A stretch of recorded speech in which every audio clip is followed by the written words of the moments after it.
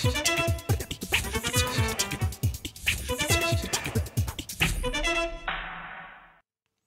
and welcome to the France 24 interview. Our guests today are George Clooney and John Prendergast, the co-founders of the Satellite Sentinel project.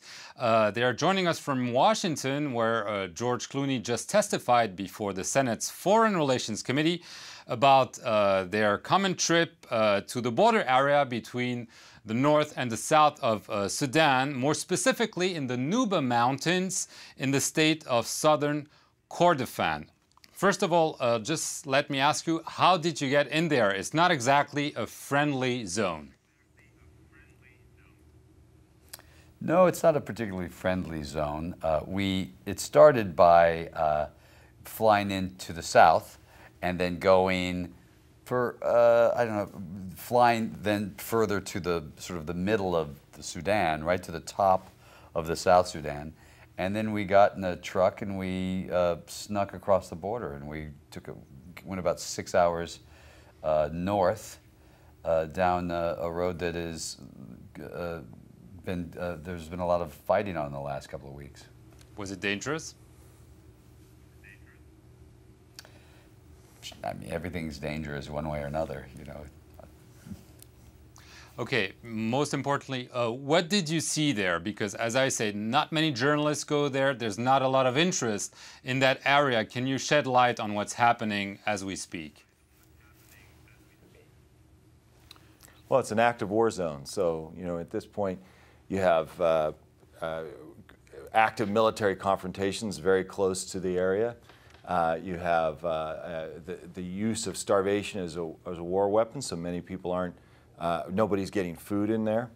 You have the airplanes bombing civilian populations, driving them into the caves nearby. You have all these different tactics of war playing themselves out on a daily basis for the people that live there. And specifically what we saw were dead bodies along the side of the road, and we saw rockets fired over the top of our heads, and we saw bombs stuck in the middle of the ground that had fallen that hadn't exploded. And we saw a lot of people suffering. That's what we saw. But is it a civil war, or is it the government of Sudan waging war on civilian population over there? Both, I suppose. Yeah, it's both.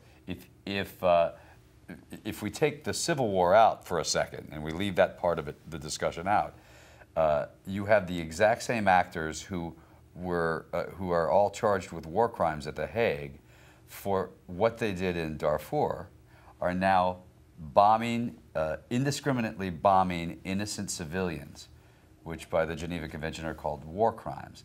That, forgetting the civil war part of this, is what's going on as well. They're trying to get these people to leave. Did you see evidence of war crimes on your journey there? Absolutely. What more specifically? Indisputable. Well, indisputable. We were there as they were firing rockets into the villages. We have film, I think we probably gave it to you, of rockets going right over our head. The day before we got there, one of the villages we were in was bombed by Antonov planes coming in, dropping 15 bombs. We showed children who an hour before had both of his hands blown off. And those were not military positions. There were no military there. This is a program designed to get these people to leave ethnically, period. So are you saying that it's a new Darfur unfolding behind closed doors, if I may use the expression?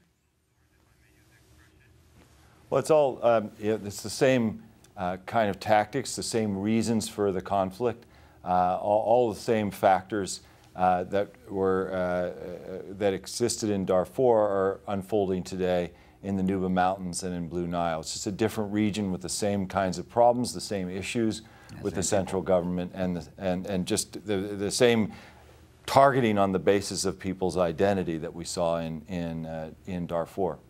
So you're holding the government of Sudan and the president, I assume Omar al-Bashir, as responsible, accountable for what you say is happening on the ground, that is war crimes. Yes, but it's not what we say. I'm the son of a newsman. It's not. This isn't opinion. We have actual footage of it. We have film of it. Not even from interviews, but from being there and seeing that alive on camera. So it's not what we say. We're not making up the story. We're actually reporting what we saw and showing it to you. One of the big issues is the lack of humanitarian access to that area. The U.S. government has insisted on this. Do you think that there's hope that this could happen soon?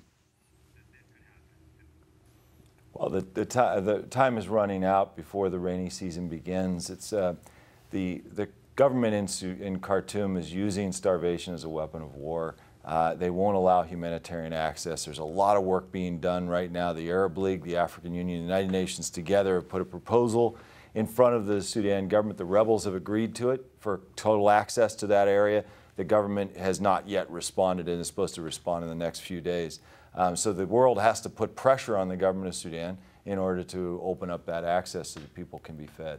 You just mentioned rebels, because there are some rebel groups. Do they have any responsibility on the situation? That's what the government of Khartoum is saying, that, you know, there is blame, but it should be shared, and they're not the only responsible for what's happening.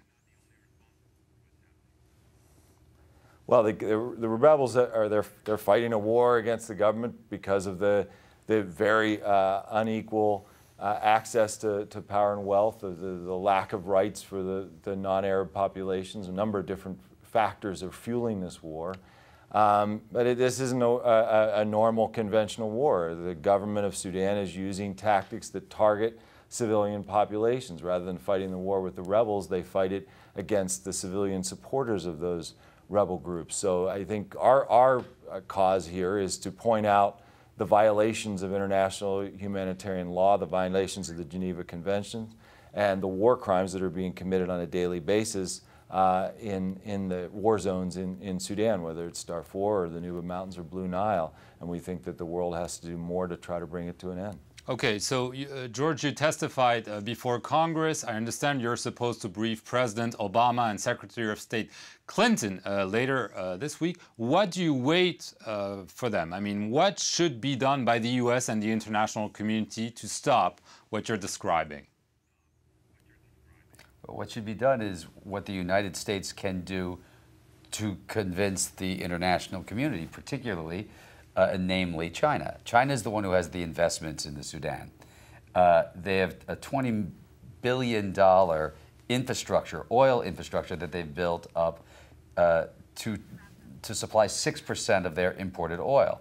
And what has happened over the last 6 weeks is the South, who has the oil, and the North, who gets the oil and through their pipelines and through the refinery, they weren't sharing the wealth of the Southern's actual oil, and they were actually buying bombs to use against the South. So the South turned off the oil. What that does is that means China doesn't get any return on their investment at all. Okay. So we actually have a moment in time where we have the ability, for once in our lives, to go to China and not say, well, you should do this by appealing to their better angels or asking them to do something for humanitarian purposes, but actually for their own economic good and for ours, quite honestly. So there's a moment right now where we can get something done. Okay, George Clooney, John Prendergast, thank you very much for your testimony on the unfolding situation in Sudan, a place that's often forgotten but should not be, according to what you're telling us. Thank you very much for watching this edition of the France 24 interview. See you soon.